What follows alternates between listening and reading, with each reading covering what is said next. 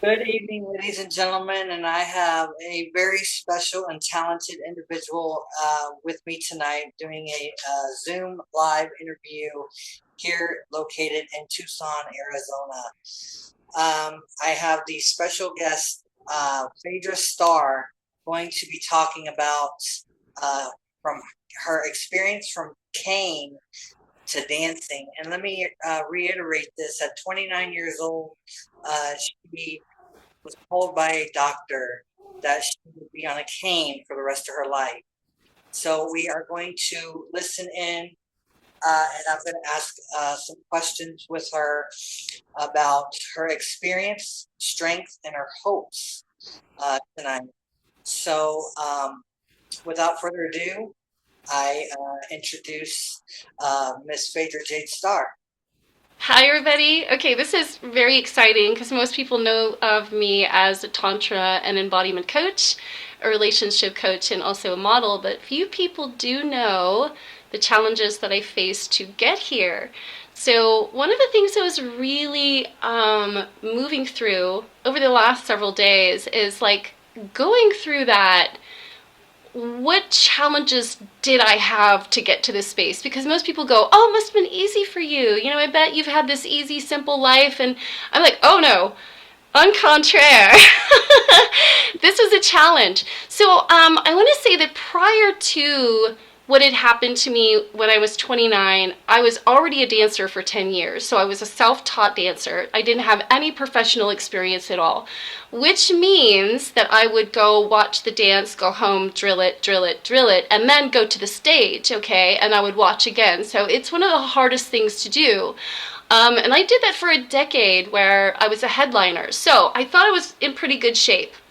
And when this happened to me at 29, I had a slew of autoimmune diseases. I mean, it was just a handful of them that landed on me, right?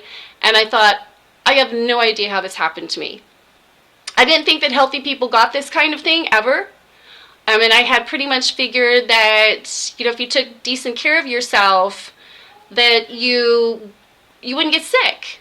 But that's not what happened. And so there's a couple of things I want to make clear here is that I was eating decently healthy, but I was also on the circuit, so a lot of the food that I had was food I could have access to pretty quickly on the road. If you've ever eaten on the road or on tour, you don't always get the best meals, truth. You always don't get the best sleep either, so I was really running on empty a lot. I would work long hours, 16 hours of dancing, just serious hardcore dancing. I'd be exhausted.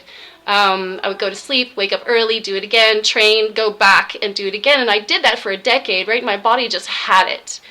So what I hadn't planned on though was the intensity of the autoimmune diseases. And so what I mean by that is it started out with aches and pains in my body, you know, tender spots. And then I was told I had fibromyalgia. Okay, and so all those tender spots, if you know anything about fibromyalgia, is like from your head to your feet, every little space, your wrists, the inside of your arms, the back of your elbow, or your back of your shoulders, your neck, sides, you name it, all the way down to your feet, ankles, everything hurt. But that was just the start of it. Then I had IC, so I had bladder pain on top of that was debilitating. I was going to the bathroom all the time. I just had pain everywhere. My body hurt, I was restless, and then of course what follows that is deep depression, high anxiety, because sleeplessness is there too. So, and I would go to the doctors and they would just give me medicine. Take this pill. I would have an effect from the pill, the medicine. They'd give me another pill for that problem and another pill for that problem. Before I knew it, I had a handful of pills for the one problem plus the side effects of the of the medicine. And it was getting ridiculous because I didn't actually have any success in getting any. It didn't get any easier for me. So by the time I was 29, I was bloated. I was in a lot of pain. Dancing was just not happening anymore, and I was walking with a cane. It hurt to move. So I remember my friend got me this really beautiful cane that had a dragon's head on it because I love dragons. But this was the hardest thing in the world for me because I had not even reached 30 yet. So if you can imagine looking around in your life, like you go shopping every day and you just see people. You take this stuff for granted. You see people shopping, bending over, doing stuff, and you're hunched over hurting, feeling like a 90-year-old in a body that's not even 30 yet, and you're like, why?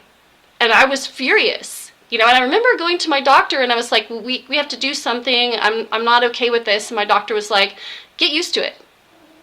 This is how it's going to be for you for the rest of your life. So I was really pissed. I mean, beyond pissed is an understatement, I think, really. My cat is really going crazy over here. I think she's in heat. But I was really angry, and I was like, first of all, no doctor has the capacity to tell you what your future looks like. That shouldn't even be in the rule book of, oh, this is your destiny for the rest of your life. You should just get used to being disabled. And I remember looking at him just furious, just like, how dare you? And I went home crying the whole way because I felt I'd done something wrong. I was absolutely sure that I'd failed. I felt that, already I had been, this was the 90s, okay? I was an aerobics instructor. I've been a dancer, and not just a regular dancer. I was a headliner for a decade. I also had been doing yoga since I was 25, so I had 5 years of yoga training and breath work, and I was like, what happened? Like, none of this makes any sense to me, and I was pretty sure at this point I was eating healthier. So I was packing on the weight, I was swollen, I was tender, my hair was falling out to top it all off. I was losing my eyebrows. I really felt like I was dying, okay? And I remember at some point I had a Foley catheter in. So if you don't know what that is a urethral catheter and a bag attached to my leg because it hurt so bad to urinate. I felt like I couldn't get it out, that I had to have a bag attached to me. And I did that for 2 years, okay? So talk about feeling like an old woman. I really had a setup for disaster. And here these doctors are like, take more pills. And I was like, you could stick the pills up your ass. And I was really done with that. But what to do? Okay, because clearly where I'm at today is nowhere where I was. And so if I had just bowed in and said, sure, I guess this is the way it is, we wouldn't have this discussion today. That certainly wouldn't be happening. So I went home and I was really checking in with myself. And I was asking myself a critical question. Is it absolutely true that this doctor could be right? Or is there a possibility that something bigger could be in motion? Because if I really step back and I said, do I see my life in 5 years where I'm disabled, or do I see something else? And I absolutely did not see myself disabled. So how the fuck was I going to get there? Because to tell you the truth, I didn't have an answer at the time. So I was just going to be sitting with what I knew, which was movement, breath work, and affirmations. Okay, long before I really started getting deep into Tantra, I was already practicing the foundations of Tantra. So to clear the slate on here, because I know a lot of people are like, Tantra is about sex. Tantra is not about sex. Sex is an addition to what happens in Tantra when we get to the moment of connection with ourselves and another person. First, it starts with us, though.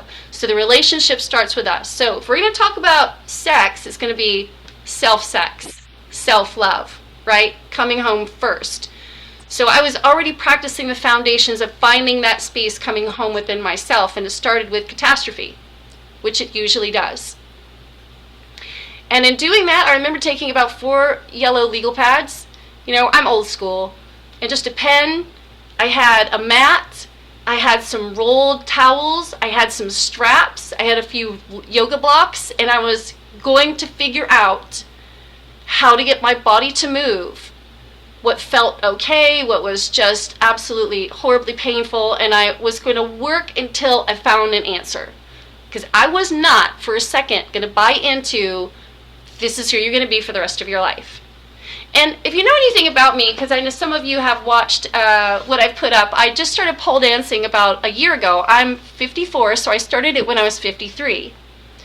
So I also began Lyra and Sling, two things that are aerial circus.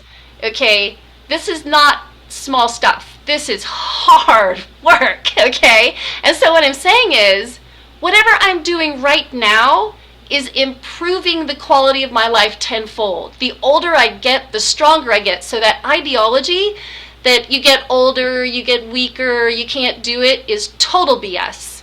And I'm living proof of that. That there is a component, a formula, a system by which you can move and breathe and function in life that actually makes you better over time. So that's the exciting part about all of this, is it's not just, oh, you get healthy. No, no, no. You keep improving the vitality as you do it. And it's an entire system. Okay, so truth, you're not just moving your body a little bit. Look, if that was all you had to do, you would just be working on the surface. What I realized is I had levels of trauma in my body from my past, levels of trauma from being in places where I was constantly on the front line dealing with people that wanted to steal my things, wanted to hurt my business, wanted to hurt my everything. Okay, I mean, it was a like very pressurized business to be in. And anyone who knows about being into the performing arts knows it's a cutthroat business. It's not easy. A lot of people think, you just get up there and you're beautiful and all things go just the way you think. No, they don't. And the higher you rise to your excellence, the harder it is. More people get very ugly very fast, okay? And mostly what they're looking for around you is, you got money? You got fame? You got energy? They want access. And they'll do anything. So, I mean, I was really stressed out, okay? And all that was living inside my body. You know that saying, there's issues in your tissues? That's true. My mindset also wasn't 100% functional on its most positive, most, let's say, abundant mindset, okay? So I still had a lot to not just learn, but discover about myself, the truth of myself. So that is definitely something too, because we could just have this conversation about, it could be some somatic work, it could just be about some moving, but then I'll be blowing smoke up your butt. I'll be giving you a half truth, and that is not how I got here today. Okay? So, and the thing is, the stuff that I'm doing feels really good. But you have to work through the shadows, which is very scary in the beginning. Because it's the one thing that we are told, our brains try to tell us, don't you dare go there. Or if you've ever heard of, if I start crying, I'll never stop. If I let that monkey out of the cage, it'll eat me alive. I can't ever face those kinds of problems because I'm sure they'll consume me. And all of that is your ego that's terrified of change. And it'll hijack your world. It'll create massive amounts of self-sabotage. And what most people don't understand is that self-sabotage is so simple, it's circulating around people all the time, that it happens. And here's how it happens. It starts with, my life isn't in the perfect place, so I can't do this. I don't know, I'm an absolute beginner, my body doesn't do that. I'm the wrong shape, I'm the wrong size, I'm the wrong age, I don't have enough education, enough of this, I'm not worthy, la la la la. All of this negative talk is self-sabotage. It's just a device to keep you exactly where you are, so you never move. Problem with that is if you never move, you die. Because the rest of the world doesn't stop growing, it keeps going. Do you ever realize that? Like, the world keeps moving regardless of whether or not you change. And your decision to not change is still a decision. Right, Yeah, straight up. that's very true because, I can only imagine the debilitating, acts that you had to go through with hearing what that doctor was saying and kind of scaring you a little bit, putting you in a scare tactic of, well, you're not going to be able to move or you're not going to be able to, do the things that you do in life. And and you believed in something more higher and something more profound, that that you was able to do it, and that you're able to do it to this day. And so that leads me with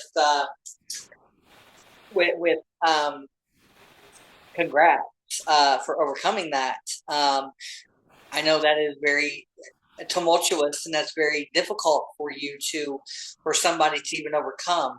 And with your abilities and your, your progress, and um, knowing your inner self, and your inner peace, you've had to um, you had to take over, so to speak. Yeah. So this leads me to my first question, Miss Starr. Let's hear it. All right. So the first question is, for those that don't know you and know your story, who were you before your illness began? Oh man. Oh man. Okay. Okay. So the straight up skinny on that one. I was born in a war zone as a child. So I raised my sister. We were 18 months apart. She was my younger. My mother was a drug addict. My father left. A lot of people have that talk, about their dads leaving early. And my mother married a monster. I mean, a monster. And so I ran away a lot as a little girl. I grew up way faster than I should have. I was left home alone very early as a kid. So what I had though, the interesting thing about this as a child is I actually knew my center. And the thing is, it's kind of strange and bizarre at the same time, is that I recognized whatever was around me wasn't truth. It wasn't my truth. It was just people behaving very badly. Although it's very hard for a child to move out of a system like that because we don't have the capacity to get a job, move into our own apartment, divorce our parents very early. But I wanted to do that. So I left home when I was 17 and found myself homeless. And I guess one tragic thing after the next led to me finding a boyfriend who was absolutely enthralled with strippers. And here I was at 19 at this point, and he was like, and I lived in Atlanta, Georgia, so this is where I was born. And he was like, I go over to Tattletales and the Cheetah and the Gold Club and all that stuff, and it is just fantastic. And I'm thinking, well, what do these girls got that I don't? Like, this was something, right? And when I first walked into my first strip club, I was blown away, and I was scared. And I also had the tenacity to not go into a second-rate strip club. So who I was early on was this extremely tenacious, highly determined woman who recognized that people had toxicity in my life, that people who didn't have a space or a center of love and compassion did atrocious things to themselves and other people. And I was very clear about that early on. So that started me on getting into a system where I became what you call a sex worker, which doesn't mean that I was a prostitute. It means that I was a headliner as an erotic dancer. I traveled and toured the US for a decade, going to all of the top clubs from Atlanta all the way to the West Coast, dancing as an independent. All right? And there was a lot of pitfalls that happened during that time. But I will say that I had an aspiration and a dream for something so much bigger. This was a starting point, and while I found that I absolutely love dance and still do, you can see that, what I wanted to do was shift the focus. So when I started the erotic world, dancing and art was still huge. Women were dancing. They had costumes. We spent hundreds of dollars on costumes that were made by hand. We didn't go to the shop and just pick things off of the sales rack, put it on, and get on stage. No. These were hand sewn by these ladies, right? So there was investment. There was time put into it. And when that started to leave the scene, it started to break my heart. And I wanted things to be better more artistic, more expressive. And I started to see the corruption that was happening in that business. So I moved into more of the adult side on, I was doing advertisements for what was the Spice Channel way back when. People go, what the hell was that? Well, if you used to watch those 900 number, late night commercials, that was the kind of stuff I was doing, okay? So, and then I found out a world back there that was like not what you thought it was. And a lot of people have this really strange idea of what, oh, porn must be amazing and it's the best job there is. No, it's not. No, it's absolutely not. It's pretty devastating. So I then became a phone actress. I was professionally trained as a phone actress. I went to AAU, which I went to genuine acting school. And that dispels to something different. And I know, Kaylee, you have heard me put on a few of my hats in regards to that. And you're like, you're pretty good at that. And I'm like, it is a hat to wear, all right, but it's not who I was. And so, I want to say that the person I was becoming the whole way, by the time I found yoga at 25, I was sitting in a totally different space. And I needed that because I recognized something critical. All the stuff that I was doing wasn't working to make me happy. Right. Yeah, I mean, I was working very long hours. I was doing what would have been the prima job for a woman who's aspiring and loves to be sensual and sexy, but I was seeing all of the truth in the back end. So I'm saying at 25, I started doing yoga. I began doing mindfulness practice. It was my very first, also it's my first introduction to magic, like pagan arts, all right? And during that time I moved to New Orleans and lived there for a decade. So I was learning voodoo. I mean, not the crazy stuff you see I was learning real witchcraft in all of the aspects, the black, the red, the gray, all of the colors in between. And that was absolutely fascinating. To me, it was coming back to a root of where we started and where we got lost, right? So, and that was my first initiation around 27, where I was initiated by a priestess, and that was fantastic. So the woman that you see today worked through a lot of different parameters to come to this space. And I'll say something too, that at 28, I was already a mother, and at 28 I was looking at my life going, there's got to be more than this.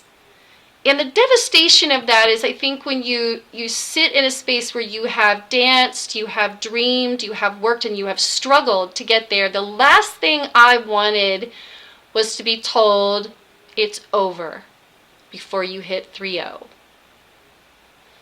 I do believe that you are very, we've had conversations and talking about your talents and stuff, and you are a very talented, I'm going to use the term loosely, young lady, because you showed the community, what you're about, and you showed the community that you don't. The sky's not the limit. And we've had numerous conversations, Ms. Star, about different types of situations and things that can up your positivity and up your and up your your self-awareness and your self-image. Yeah. And so you've definitely been through so much within just that first question right there. I'm excited to hear more about your life with all these other questions, but this main question really kind of is the tip of the iceberg, so to speak, of who you are. And not a whole lot of people get that chance to, know who you are, Yeah. because they don't know you, Right. and things. So even though that you are a people person, we've had that discussion, and everything, and that you love people and that you love what you do and everything like that. I think it's more of a solidarity, with when it comes to knowing about a person. And just that first question really, really kind of touched the tip of the iceberg a little bit with you. and just giving the audience and giving your, the viewers a piece of who you are as that first, before your illness. Yeah. You know, you mentioned you did mention stripper. You mentioned, we've had conversations about cam modeling, things of Yeah. that nature. And, those are many hats that you once wore.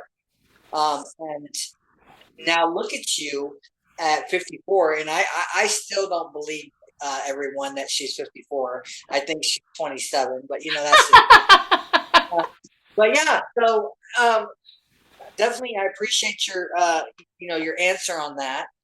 It definitely, like I said, it just reaches the tip of the iceberg, but we've got more questions. I've got more Yes. questions. Yes, we do.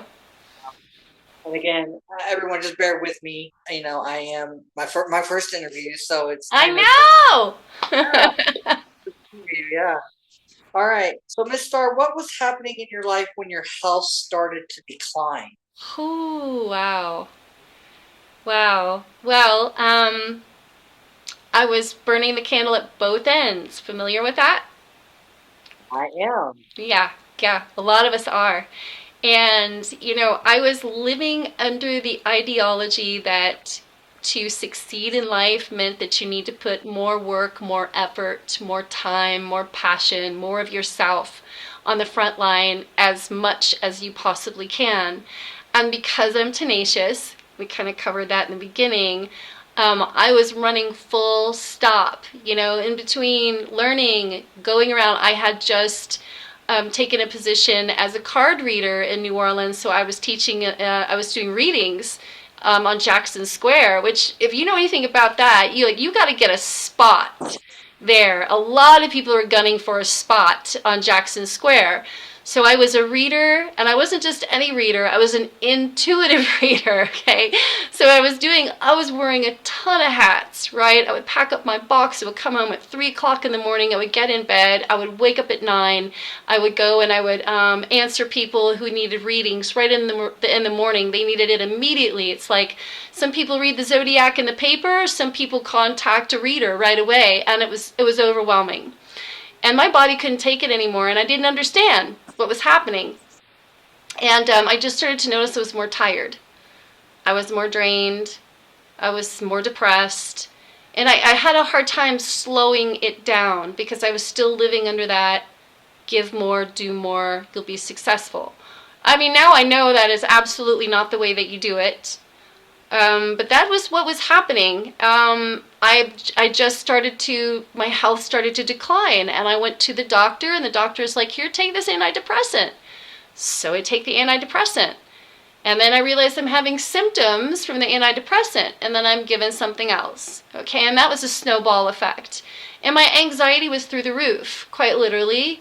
Living in New Orleans, if no one's ever lived there, is actually tough. It's really tough. You've got to work a lot of jobs. The rent is very high. The crime is very high. It's a different world entirely. Not to say it's a bad world. And a lot of people live there and really love it because its culture is amazing. It's fantastic. It is like another world. But for me, it was a real challenge to live there. So I was working 2 jobs full on to pay rent to a tiny place and dodging gunfire. All right. And that was pretty much doing it. I had a real issue with my nervous system. So that's what was happening prior to that. And, my doctors were just saying, this is the way it is. And when it got to the point where I was no longer in the strip clubs, because I had to walk away from that, honestly, because I felt that the art had left. The only thing I felt at this point that was happening was the power of what we had as erotic dancers was leaving the scene, and it was being replaced by girls who would now do what was illegal then was, they could show everything. I mean, what was for dinner and breakfast and lunch for a couple of bucks. And so I don't know. I couldn't be there. I felt I was more than that. Forgive me for saying. And I really, really wanted to keep the passion and the art into what I had studied so hard. So essentially what happened is in my grieving, two things occurred. Remember me saying that I took those legal tablets and I sat down and I did this for days. I documented, I would sit, I would say this hurts, or I could only sit for this long. And I would write that down. I would say what muscle groups hurt the most in my body. And then I would proceed to find out ways to unlock it. So I would use props. I would use the towels. I would put them under my hips. I would stick them under my ankles. I would move in a way. I would practice how many counts I could hold this for, what was too long, what was too short, and how I needed to move and navigate. And I slowly, over time, created a formula that started to open my body. So just to be clear, I was in so much pain, Kaylee. I had two mats on top of each other because my feet just hurt. My ankles hurt. Everything hurt, right? And I would roll things up and I would sit there. I would cry.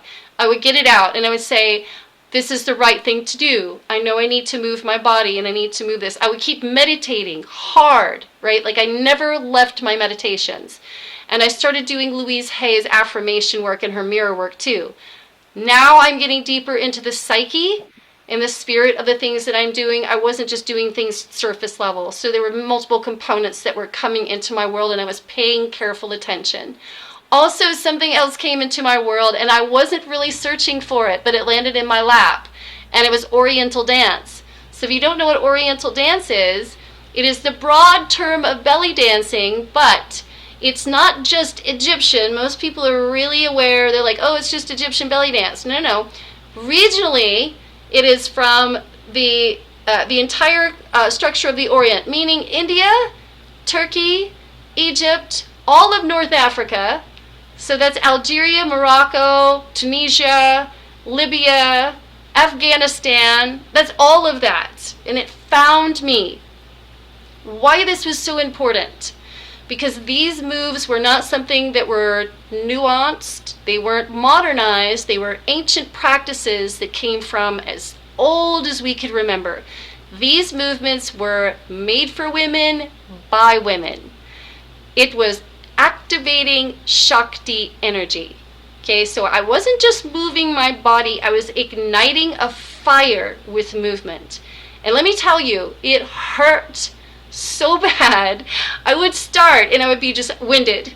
You know, I would only be able to do 10 minutes at a time, but I'd be like, I did 10 minutes. I did that. I did it, and I would go back later and I would do another 10 minutes. So I didn't say and stop 10 minutes, I'm done. I would go 10 minutes, I've got this. In 2 hours, I'll come back and do another 10 minutes. Okay, till I could work my body up, and I had to detox. I had to do a lot of stuff. I was taking herbs. I was drinking a lot of water. I saw an iridologist who had put me on some pretty intense detox stuff, and it was necessary. Again, because I spent years not eating the best food. You know, and I was in bars, probably drinking more than I should have. Okay? So that was pivotal. Because the somatic work is what I'm talking about here too. I'm not just talking about doing stretches, but there was a formula that I called the technique. I wrote a book on that. The sequence of stretches opened my body so I could start moving with the dance. So the dance wasn't like, oh, that's so sweet, you're just shaking and shimmying. No, let me tell you something about this dance. It's pulled my teacher out of cancer, 3 of them out of cancer. That is no short thing, okay? Literally, they danced their way to health just like I did. So it's helpful to know that what I'm talking about is not just a nice idea. It's not just pretty free form. This is ancient medicine. So, just so for clarity, this sounds like your body in itself has been through so much stress, so much turmoil, and so much, well, for lack of better words, negativity. Yeah, And it definitely fogs your mindset. for Um, sure. and what you've been through. I got to give it to you, Miss Starvet. You are definitely somebody that I look up to, and somebody that the community looks up to in your work. So I appreciate you so much. So thank you. Thank you.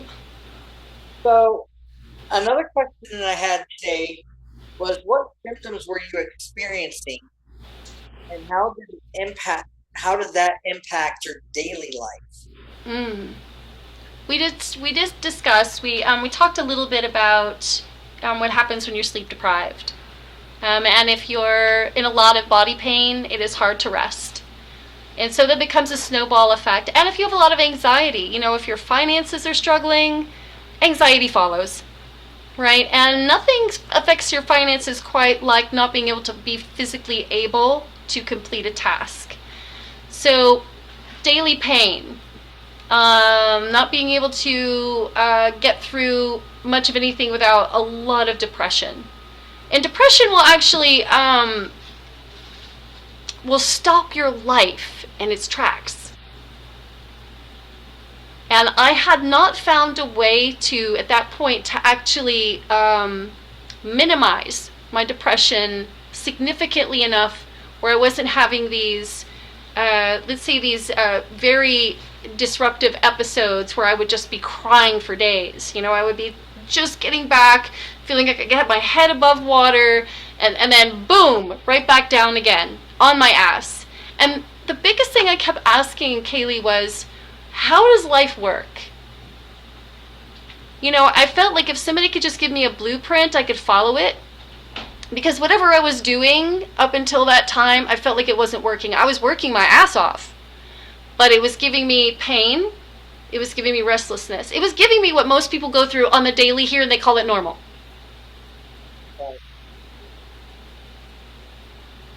Wow, I mean, depression is definitely something that stress and depression both is something that can make you deathly sick, deathly ill. And I know that, you and I've had discussions about uh, the stress levels and things well, in ourselves. It definitely is very understandable when depression sits in, it sits in, it doesn't go away. Uh, Right. so, all right. Well, thank you so much for that answer. Very clear on that answer, and I appreciate that as well. What was it like emotionally to go from being active and athletic to walking with a cane? God. It was like dying. It was like, um, you know, we have some idea that you're going to get old one day and it's supposed to be taken from you, and you're going to have some time to come to terms with your expiration date.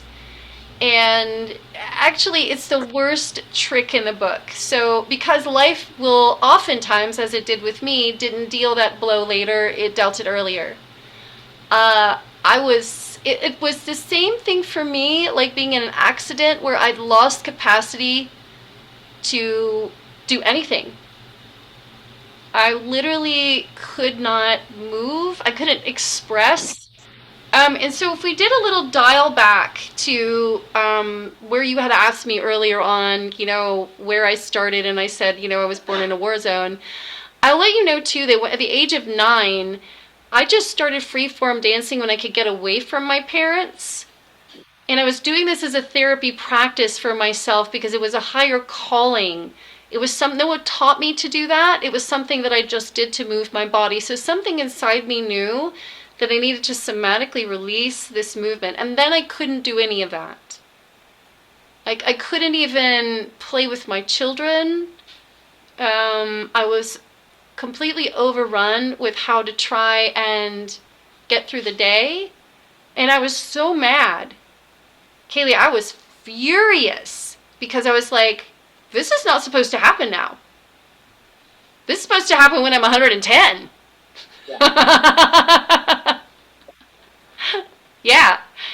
So it was the kind of devastation that stopped me in my tracks. But the most beautiful thing that came from that is that I recognized so many other people were living with these diseases and they didn't think there was ever a way out of it. Like the doctors were saying the same things to them that they were saying to me. Oh, there's no cure. Oh, you're going to just have to be this way forever. And that's the one thing that pissed me off bigger than anything. It wasn't just about my story. It was all of the other men and women that were in the same boat that never saw the light at the end of the tunnel. And so I first had to change it within myself. I first had to figure out what the formula was to getting back on my feet. Not just to get back on my feet, to be better than before, because I'm a tenacious bitch. And I want to live my very best life. And I mean, if I can, I want to cap that. I want to go higher. The sky's the limit to me. All right. And so I wanted to see, because the mind is an incredible thing. It's a remarkable tool. I wanted to see how healthy I could be. First, I had to go through the tragedy myself. And I couldn't teach another human being how to do that if I couldn't sit in the pain myself and know what it's like to be going, I'm hurting. I'm terrified. I don't know what to do. And the fact that I had some awareness previously to it with aerobics, yoga, some Pilates, stuff like that, and then came into dance, this is exactly what I mean. I started to know what to do so I could give it to another person, if that makes sense. Yeah, that makes perfect sense. Again, we talk about um, emotional connection, emotional bonding, and things. And I feel if you don't have that type of connection, that bond with yourself, things are just going to, well, dissipate, and you're just going to be, for lack of better words, a bump on a log. Oh yeah. And it doesn't really help your body to be healthy, or your brain to be healthy, for sure. All right. So you mentioned your doctors told you to get used to it. What was the moment? What was that moment like for you, Miss Star? You ever wanted to wring somebody's neck really bad? I mean, you ever been at the point where you're like, how dare you say that? I know you've got degrees and you apparently seem to know what you're doing on the end of handing people medications and diagnoses and all that kind of stuff, but what gives you the right to look into my future, the crystal ball, and say this is the end? I think at that moment I knew what doctors were and what they were not. And at that point I thought that I thought I could trust my doctors. And I'm not saying that doctors are all bad. There's some great doctors out there, but they don't behave that way. So this was a big point of clarity for me, was that there are a lot of doctors that just prescribe pills.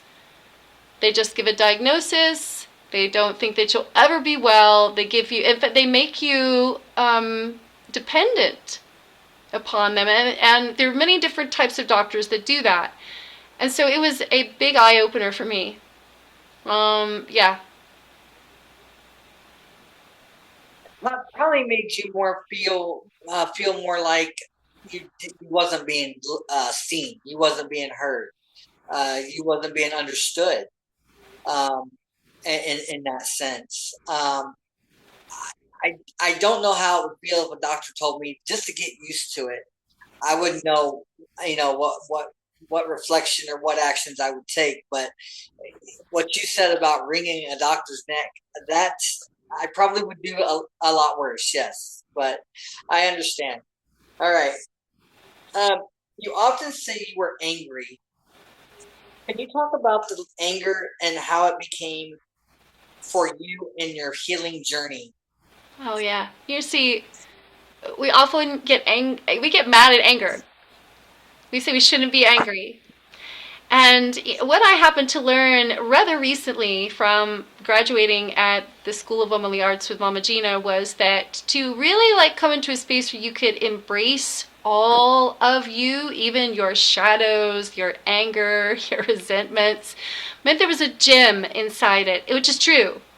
Okay, because it was that anger that was the catalyst that moved me forward. Recognize that. Look, I could have sat in my anger and I could have ruminated over that forever. But I didn't do that. I used it. And if it was anything, I used it to prove that doctor wrong.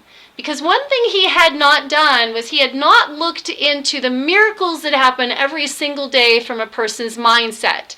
He had never considered that people recover, that people come back from tremendous odds, that people come back from the dead. And we can't even talk about how that happens, can we? Scientifically, we can't even prove why that should occur. Except that, oh, their heart just started again. Ba-ba! Here we're back online. But why? Because for some people, the paddles don't work. I mean, the heart paddles. And for some people, it does. It kicks on. And for some people, those aren't even required, and they come back to life. Like, they've been in a coma for 6 years, and all of a sudden, here they are. Right? So we actually... These things, I recognize this deeper part of myself, and I do attribute that to yoga. Because that is a lot about coming into spaces that are beyond the thinking mind, more of the metaphysics unknown of the known, right? Like you know something deeper is possible, you may not know how to access it, but that anger was what drove me to put my foot down and say, no, that's not how my life's turning out. That is... and it was so much, there was so much positive, beautiful evolution that came out of that anger that it put my ass back on that stage in 3 months. So if you can imagine, I'm walking with a cane for years, Kaylee, not weeks, not months, years. My friends are watching me fall apart.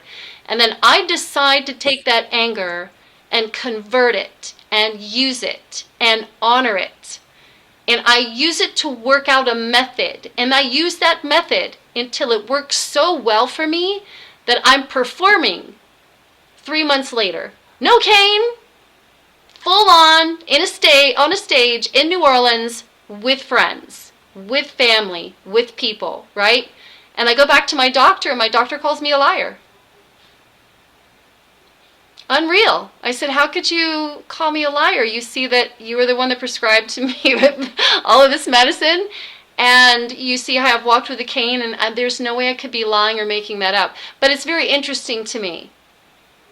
You see, if we can take, this is Tantra, if we can take the challenge by which we're faced with, without the obstruction, without the ingesting the poison and causing deterioration in our hearts, right?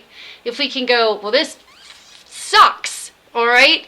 But there's something inside it. Master Charles Cannon had taught me that for the longest time, and I couldn't put my finger on it. He would say, there's a gem in the shit.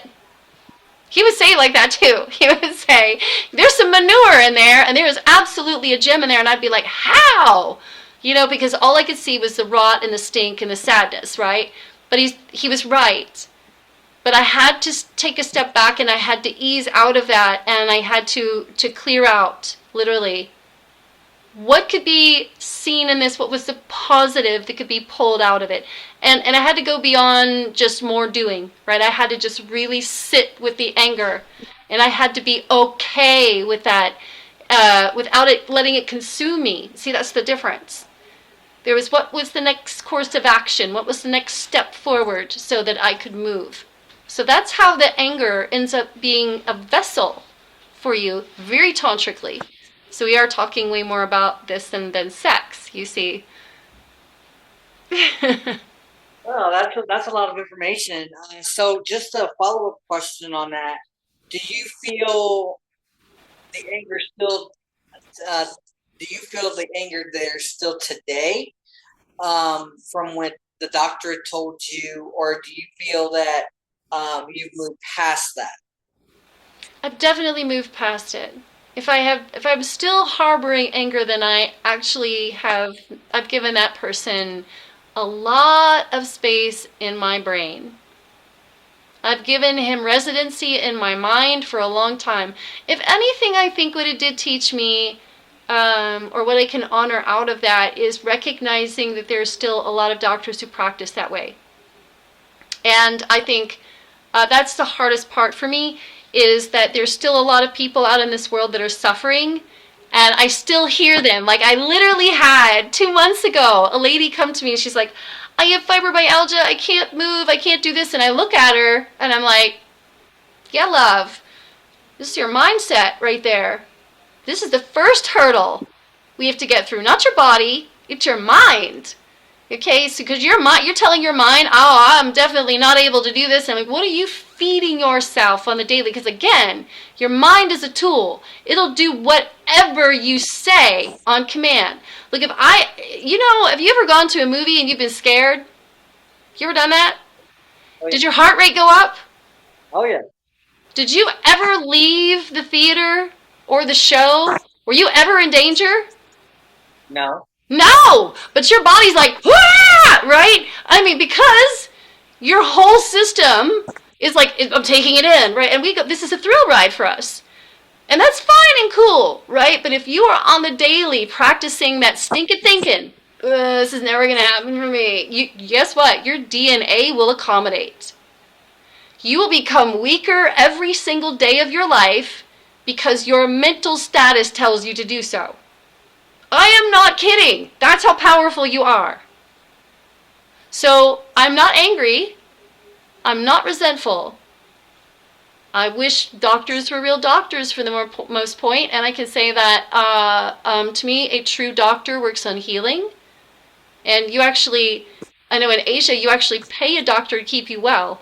If you don't get well, you don't get paid. Oh, hey now, imagine that one. A doctor doesn't get paid unless they make their patient well. Yes, can we bring that one around? Because to me, that's the truth, all right? And that's how I operate. I didn't go to med school. I did not want to go to med school. Now, it wasn't about the 7 years. I just didn't believe in how things were done in med school. Wasn't my forte. I was more on the shamanistic side. I wanted to do more healing. I wanted to do more working with mindset, patterns, and habits. I wanted miracles on the daily for people, which is an interesting niche, right? Because not everybody's in the space where they're ready to hear that. A lot of people want to do this whole thing in the matrix for a while. They're like, oh, yeah, I just want to work really hard. I want to get rich, and I want to make a lot of money and have lots of girls and lots of guys and lots of this and lots of that on the external, and I'm just going to be great. And I'm like, oh, well, for a limited time. And then you recognize you're not at peace. Yeah. None of that stuff brought you long-lasting peace. Yeah, it's like all that, what do they call that, materialistic stuff. Materialistic and everything. A lot of people are based off of materialism and not, within their inner self, like we've always discussed, and might I add, you've helped me out a whole lot with learning new things and teaching new things to me. And, just imagine me being angry at something that somebody had told me and then carrying that anger day in and day out, having conversations with you. And you probably would be like, where is this going? Oh, I get it. I'm going to go ahead and skip the next question. We're going to go on to the next question because you already kind of answered it. Okay, cool. What did the beginning of your healing journey actually look like? Ooh. Wow. Okay, because some people have an idea that you just get it and all of a sudden it clicks in. Right? Like, oh, you figured it out. It's time to start. And all of a sudden you're happy and things are, okay. So, no. I remember contacting my iridologist because I was like, okay, first of all, at this point, I didn't know about detoxing. I didn't know about herbology, and it wasn't my forte. It's still not my forte, okay? Botany is an art in itself, right? So I knew I needed to call someone who knew exactly what to do on my physical side while I worked through movement, because movement was my forte, and that was my jam. And also, the inner works, the spiritual work, that was my jam too. So I needed to combine all that together. But I'm going to tell you something. I had to work with so much to conquer all those feelings of self-doubt. Oh, they were there. every freaking shadow that was present. Why did this happen to me? All the whys. This isn't fair. I don't deserve this. All of that was smashing me in the head on the daily. And I didn't get to like bypass that stuff. No, I had to work through it. So, and I had two things going at the time. There was that cataclysmic terror happening within me. It was like exploding bombs inside of me. How are you ever going to figure this out? How long is it going to take? Will you ever get it down? Or is this really the end? Was the doctor right? Do you really think you have that much power? Who's going to believe you if you do? Here's the thing I realized. We all have that much power. Oh, straight up. We totally do. The thing is, most people don't have a formula. If they do have the formula, they're used to using their mind that's going, can't do it. And they listen to this for so long, they think this is who they are. That little demon on your shoulder, they think that's who they are. And they never can shut that off. So they never get forward into the next commitment, right? They sabotage themselves before they get forward. But the thing was, Kaylee, for a solid 4 weeks, it was purging, crying, screaming into pillows, pounding my fists, screaming out to heaven, whoever would listen, right? It was journaling.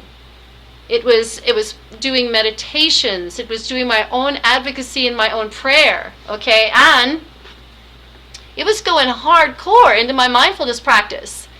And I never stopped dancing. Not the stripper style dancing, because here's what I found out about that. This was amazing. When I started erotic dancing, it was structured from the Orient. And I didn't know that till I started doing it after I got sick. I was like, wait a minute. That move looks familiar. Mm-hmm. Oh, wait a minute. That move is familiar too.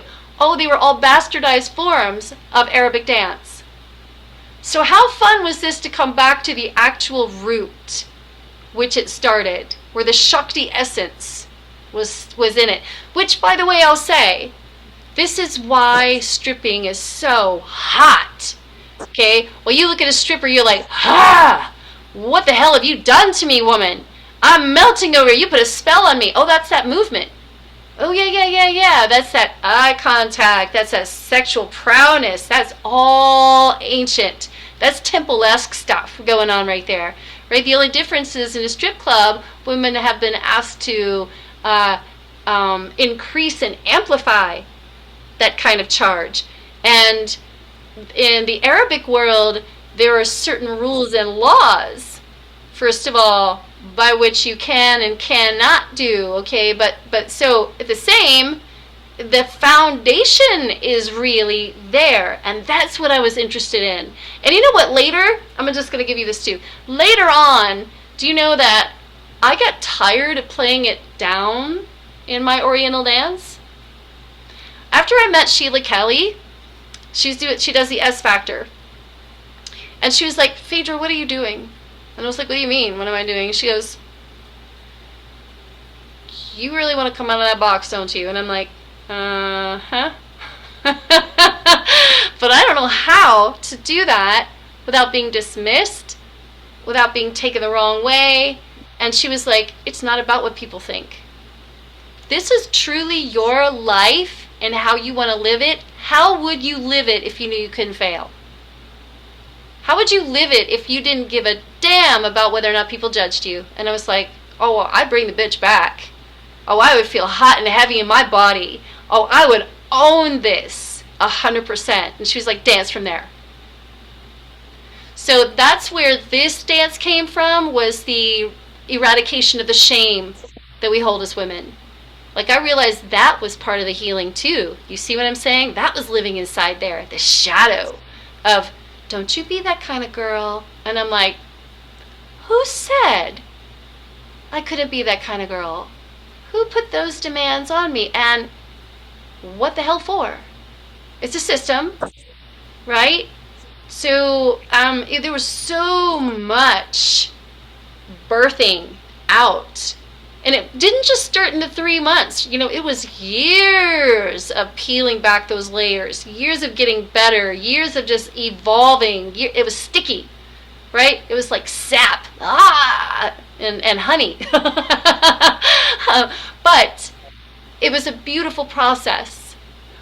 And it's still going, love. I mean, this is why I started at 53 doing something that most people go, what are you doing? Pole dancing? What are you doing?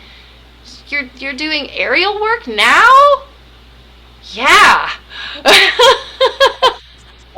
Yeah, it's really amazing, and it amazes some people that you're starting at the age that you're at 54, and usually some people would start like in their 19, 20, 21s, 22s and work their way up. But it definitely, you have that tenacity, and we talk about that on a daily basis. Your tenacity and your drive. It's very, very beautiful. Miss Star, we're gonna go ahead and take a 5-minute intermission, and that way get you some if you need some water or something like that, and we will be back. Okay. Fantastic. I'll see you very soon, love. Okay. 5 minutes. Bye.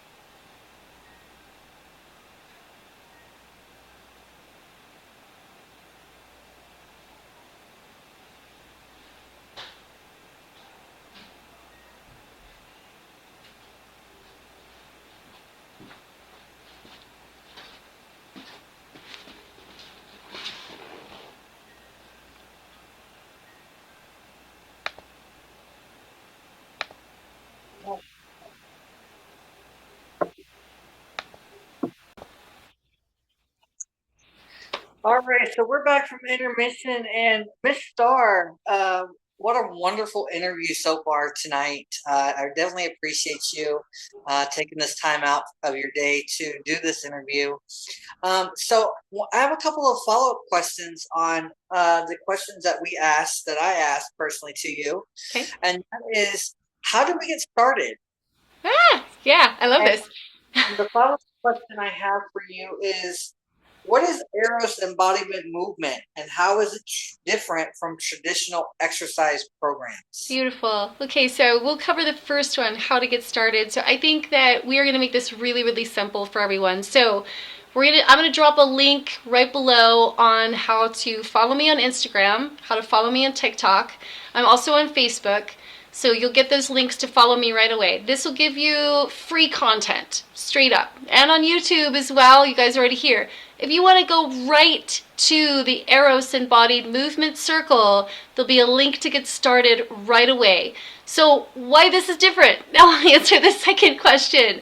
So, some places will go ahead and just give you the physical, right? Like if you just start a yoga session, you just get the asanas. But as I was describing through this entire session, it wasn't just the somatic work that shifted and changed my life.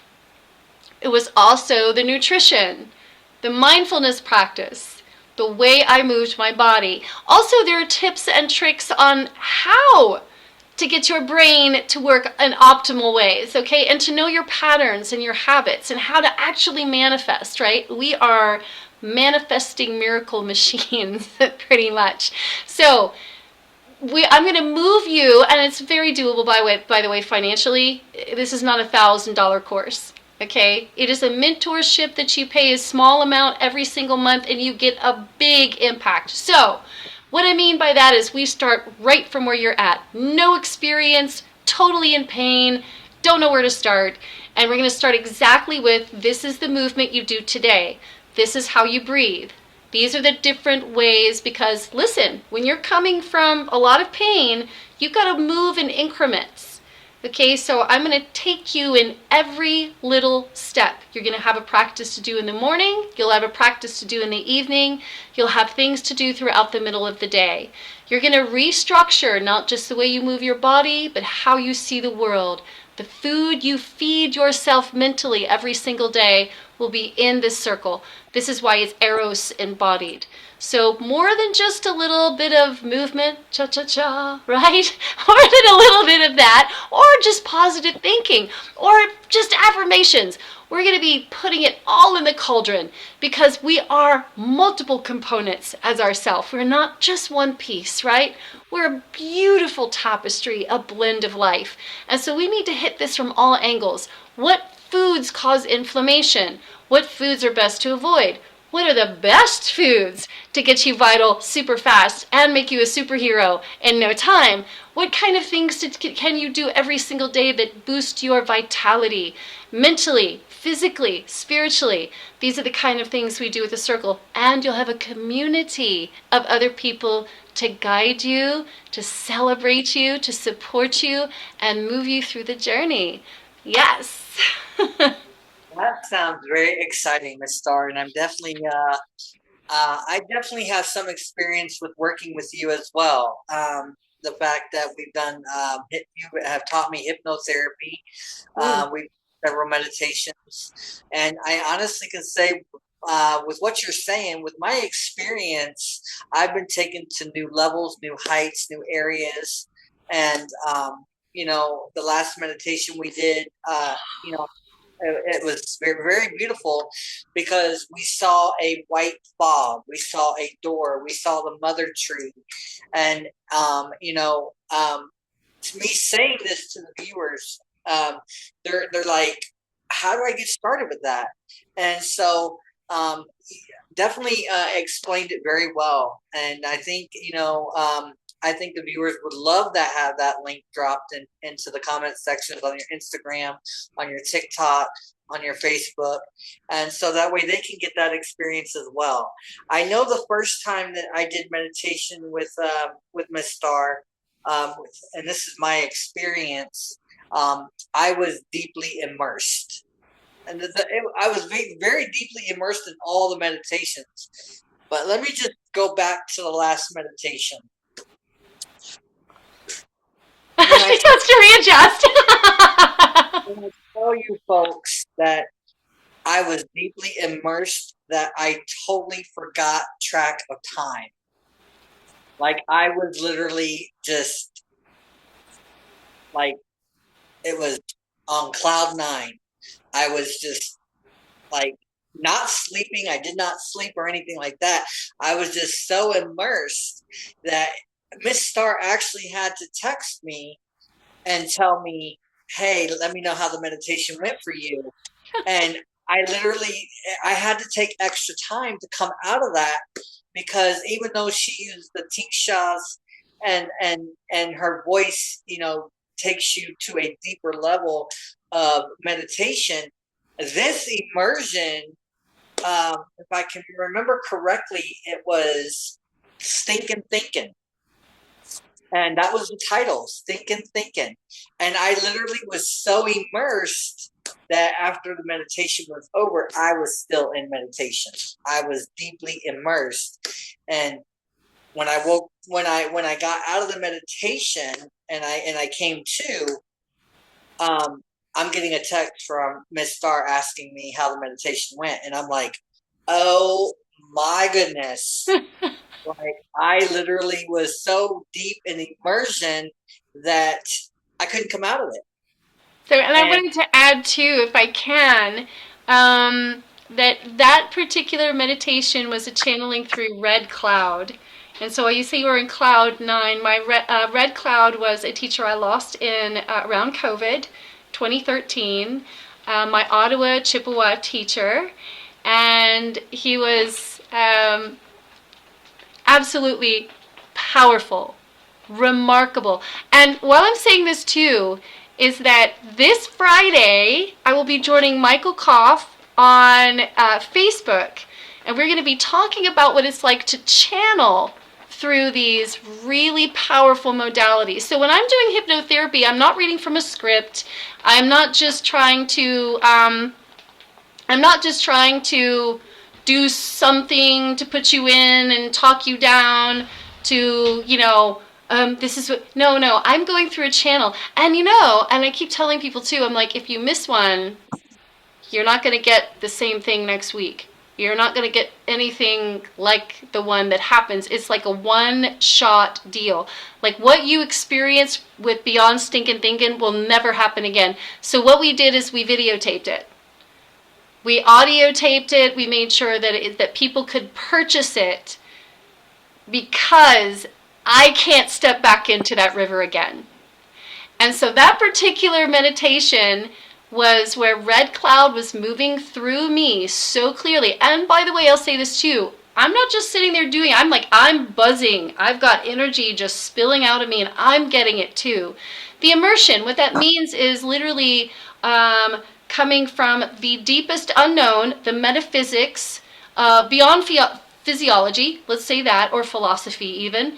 And I'm open, clear, receiving, healing. And the transmissions are so alive that I'm changing along with the people that are around me. So it's a rippling effect. And that's why we're doing this discussion this Friday at 1 p.m. with Michael Koff on Facebook. And I'll also put a link for that as well if you guys want to, hop in on that. Because channeling is remarkable in this field, and it happens for a lot of us. Esther Hicks, who channels Abraham. There are tons of spiritual people that are open conduits for channeling, and so it's worth noting that these to me are the best kinds because we're tapped in. We're getting taught while we're teaching. I mean, how awesome is that? Every time I do one of these meditations, these hypnotherapy meditations, and I come out, I'm equally as surprised as everyone else is. I'm like, whoa, wow. I have to write about this. I need to journal this. I need to get this out because it's already changed me. So making sure that people do this and tap in. And here's the beautiful part. Because I was just doing this on Thursday nights and people had to come in. And if they did, they did. If they didn't, they lost it. So with the circle, you get to come in and get it and do it all month long. How awesome is that? Like you get to do every night if you want to do it. You put it right back on and you dive deep into that ocean again and again. And every single month, you get a brand new one. And depending on how far you want to go with that, you could get several. So, and it's high medicine. I definitely think it'll benefit the viewers and getting not just one, but you're getting it all month long, and you can however many times as you want. Right. And that's a that's a gift in itself. Miss Starr, I have one last question for you. It's actually a bonus question. A bonus question! I like bonus questions. Okay. I thought of these questions up and I wanted to ask you a bonus question. What positive words do you have for the people watching tonight? Oh my goodness. Anyone who has taken the time to sit through this, you know that you've been able to resonate. Somewhere in your life, you have felt there's a greater calling for you. There's a better way out. There's there's a yes, a big yes for you. And I want to applaud you on that because you haven't bought the ticket to despair. All right? And it really depends on which ticket you want to buy to what train. All right? Because it's your life. So I want to say that, I applaud you for sitting through this, for listening to the stories, for understanding that you don't have to come from a great family, from an amazing space. You don't have to be coming from money. You don't have to be coming from anything. You simply have to have what is in here to move and motivate you, truly. And in this practice, I've done the hard work for you, the really hard work. And I wanted to make this so simple for you that all you have to do is you hop into a space where people are going to love and support you, where you're going to get exactly what you're looking for. You're going to get when to do it, why to do it, how to work through the process so it's really A, B, C. And here's the thing I can tell you. You're changing your mind. Not just like perception, you're really changing your mind. So the mindset that you have right today, I want to tell you in a month with this practice will change. In 42 days, you'll have a brand new slate. Okay, that's past 21, because 21 means that that your neuroceptors have changed and rewired, and an additional 21 means they've cemented really well, which means you are a different person. In a year, you won't recognize yourself. That's really exciting, in the best way. People will be like, what are you doing? You're glowing, you're healthy, you're radiant, you're centered, you're responding, you're not reacting. And my God, miracles are landing in your lap, because they will. And you and I have talked about how energy works. And while I speak about energy, we're going to do a lot of energy work, a lot of recircuitry, a lot of rebuilding, because we are energy. And fun fact, before we leave this evening, did you know, look at your pinky here.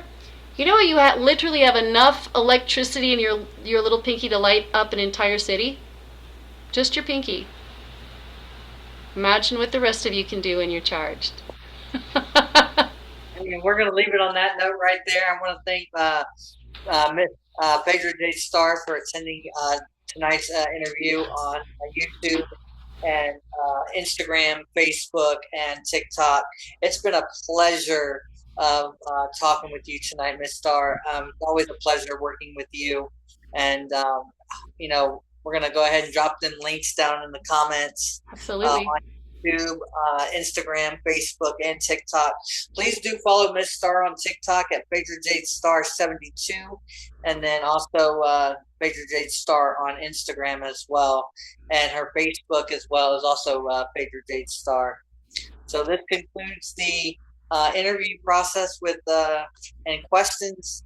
If you have any questions, comments, or concerns, please, if you're on TikTok, Instagram, or Facebook, please like, share, and follow her page for more information. Yay! I love it. Yes, and I will see you guys there. And I'm excited to work with each and every one of you, because I think one of the most beautiful things that happens in the work that I do is to watch people grow and blossom and evolve and just feel outrageously amazing. So, all right. We will definitely put this here, and I hope you guys have an incredible evening. Again, if you have questions, please drop them in and follow, and I look forward to hearing from you. Namaste, guys. See you soon. See you soon.